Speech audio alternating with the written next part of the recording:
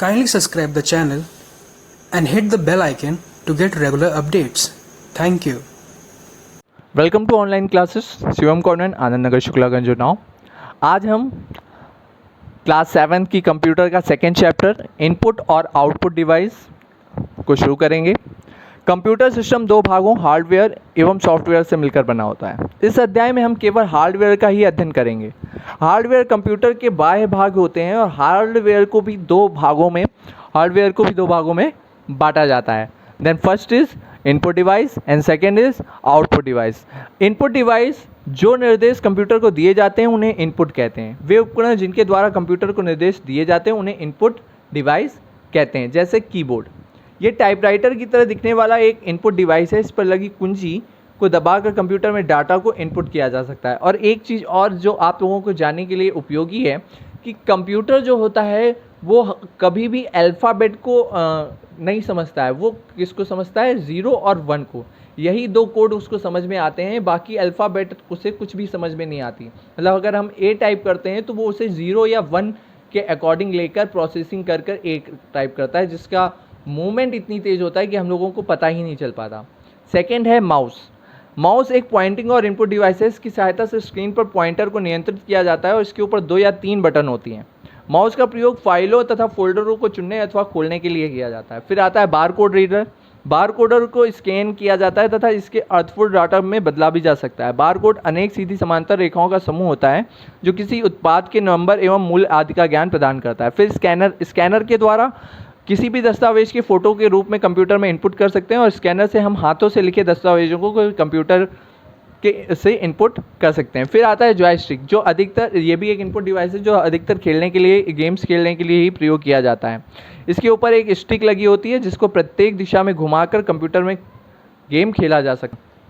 Microphone का प्रयोग आवाज़ तथा ध्वनि रूप के आंकड़ों को कंप्यूटर में इनपुट करने के लिए किया जाता है। ध्वनि टेक्स्ट के रूप में परिवर्तित किया जा सकता है। फिर आता है punch card reader. Punch card reader मतलब यह कंप्यूटर में डाटा को पंच कार्ड की सहायता से फीड करने में सहायक होता है। आज भी इसका प्रयोग किया जाता है।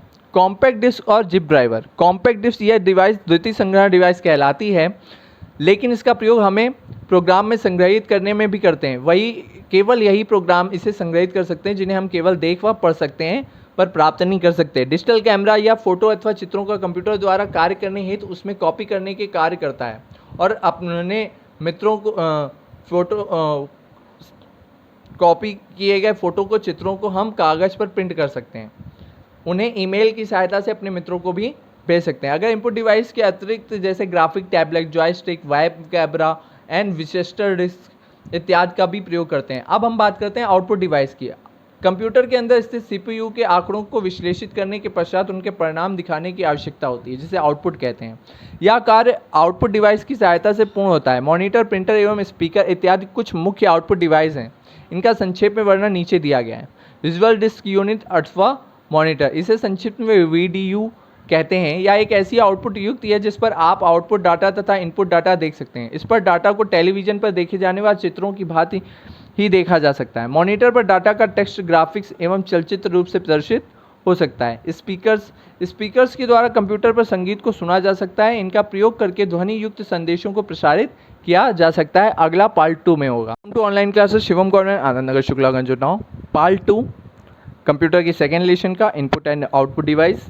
प्लॉटर, इसकी सहायता से ग्राफ, मानचित्रों एवं अन्य चित्रों के बड़े बड़े प्रिंटआउट लिए जा सकते हैं या उच्च स्तरीय की गुणवत्ता वाले रेखा चित्रों से बने हो सकते हैं, जिसे श्याम श्वेत या black and white and colour दोनों प्रकार के प्रिंटआउट लिए जा सकते हैं।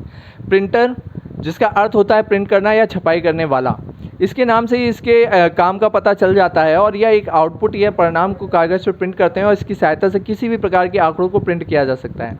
इस प्रयोग से टेलीफोन, विद्युत आदि विभागों का बिल बनता है। इसका प्रयोग टेलीफोन, विद्युत आदि विभागों में बिल बनाने के लिए, रेलवे में टिकट छापने के लिए, बैंकों में कंप्यूटरीकृत रिपोर्ट आदि बनाने के लिए भी किया जाता है। प्रिंटर के प्रकारों की बात करें तो प्रिंटर जो होते हैं विभिन्न प्रकार के होते हैं। पहला डॉट मैट्रिक्स प्रिंटर, ये प्रिंटर मैट्रिक्स का निर्माण करते हैं और ग्रिड के आकार जितने बड़े होते हैं उतने ही छोटे इनके डॉट होते हैं। गुणवत्ता भी उतनी अच्छी नहीं होती है। पहले इन्हीं प्रिंटर का प्रयोग किया जाता था, लेकिन ये प्रिंटर चित्रों और ग्राफिक्स के कागज़ पर सही रूप से प्रिंटर नहीं कर सकते, इसलिए इनका प्रयोग आजकल सीमित क्षेत्रों में भी किया जाता है। इंकजेट प्रिंटर आजकल इस प्रिंटर का उपयोग व्यापक रूप से होता है, क्योंकि ये कम मूल्य में उच्च गुणवत्ता देते हैं और ये चित्रों और ग्राफिक की गुणवत्ता के साथ कागज़ पर प्रिंट करते हैं। लेज़र प्रिंटर तकनीक का प्रयोग किया जाता है। ये चित्रों को ग्राफिक एवं अत्यधिक उच्च गुणवत्ता के साथ कागज़ पर प्रिंट करते हैं, लेकिन ये प्रिंटर से अधिक खर्चीले होते हैं।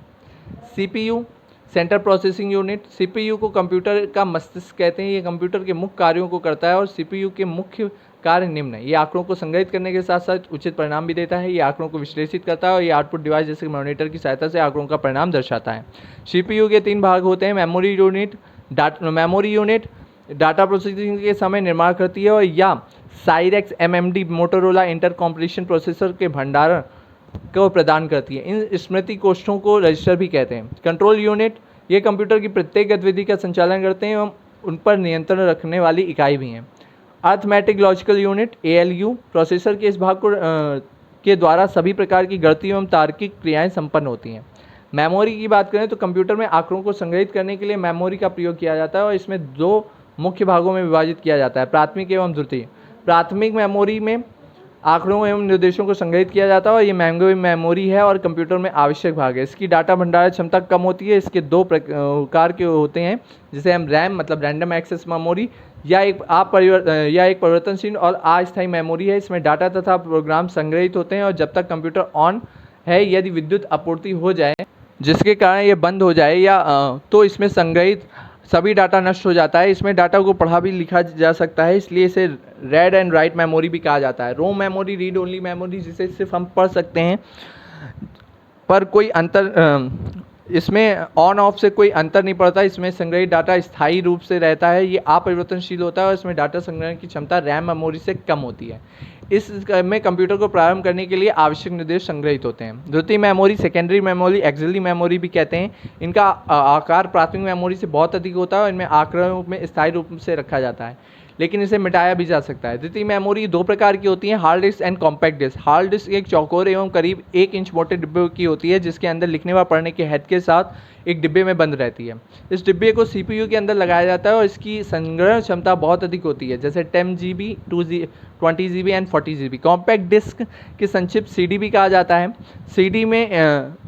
CD एक प्लास्टिक की गोल पतली एवं ठोस चादर के आंकड़ों को लिखना एवं विशेषता प्रदान की जाती है। CD पर आंकड़ों की क्षमता अधिक होती है। अब बात करते हैं कंप्यूटर की भाषाओं। कंप्यूटर की भाषाएं 2 प्रकार की होती हैं, निम्न स्तरीय और उच्च स्तरीय।